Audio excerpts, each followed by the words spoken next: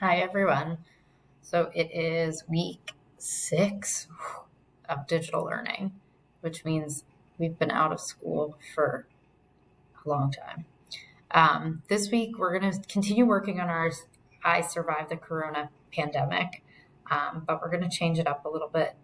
I want you to practice 2 different types of nonfiction writing.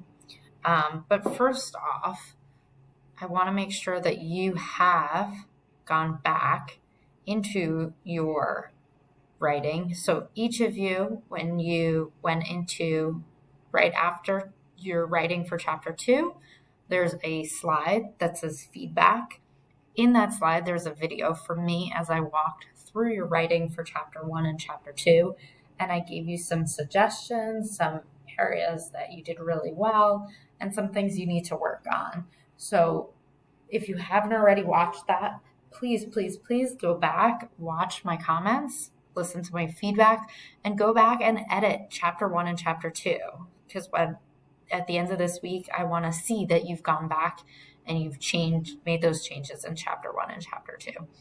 So we are going to focus on chapter 3 and chapter 4 this week.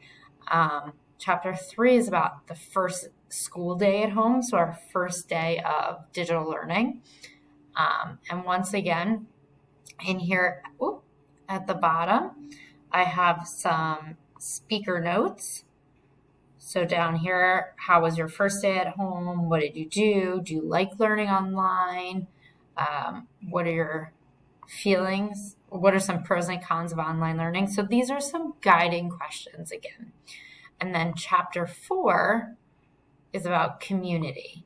And there are some guiding questions. What is open in your neighborhood? What is closed? If you don't know, that's okay, but maybe talk to your parents and see if they know. What are some items that your family needs that may not be immediately available to purchase or have been really difficult to get? What does your neighborhood look like? Have you, even just from your window, are people walking around more? Are the roads really quiet? What do you notice? From people you've seen, your parents, your friends, your neighbors, even you've seen on video chats, what's their morale? How are they feeling? Are they irritated? Are they sad? Are they excited? Are they confused? Are they pessimistic, optimistic? What are they feeling?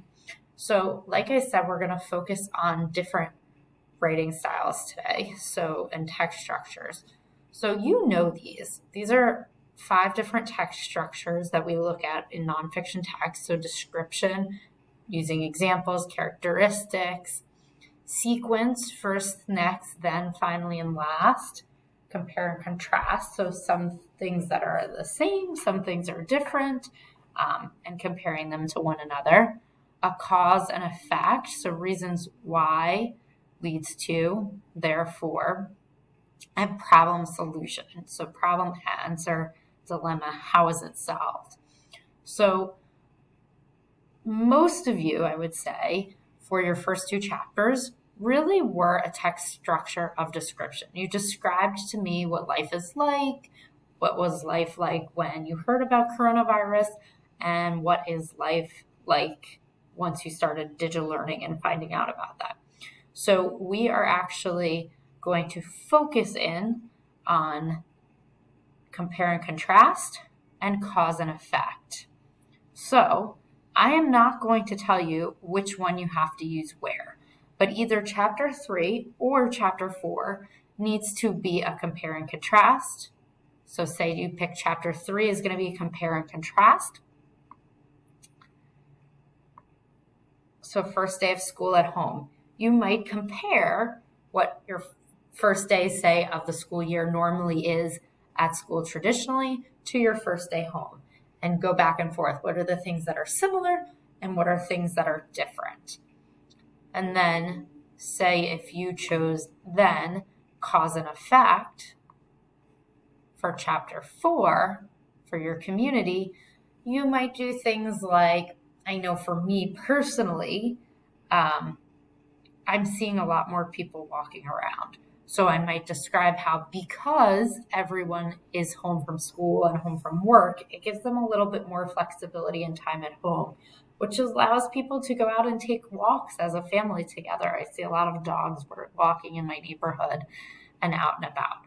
So I don't care. You could reverse it in order. So you could do cause and effect for chapter 3, first school day at home. And you could use compare and contrast then for chapter 4, community. Up to you. The one thing I'm going to ask you to do is whatever you decide.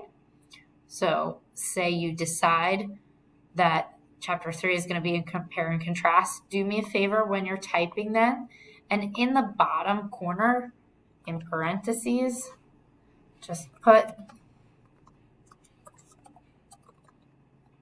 whatever strategy you use. And I'm going to shrink this down here. That's because I want to make sure that you are able to identify what strategy for nonfiction writing you are using. And then this week, once you're done writing, at the end of chapter 4's writing spot, you'll get a feedback slide, just like last week, with me walking through. And I'm going to take a look at your chapter 1 and chapter 2. So I want to see that you've gone back and made some of those corrections that I suggested, or maybe gave more details if that was something I suggested for you. Have a wonderful week and stay safe and healthy.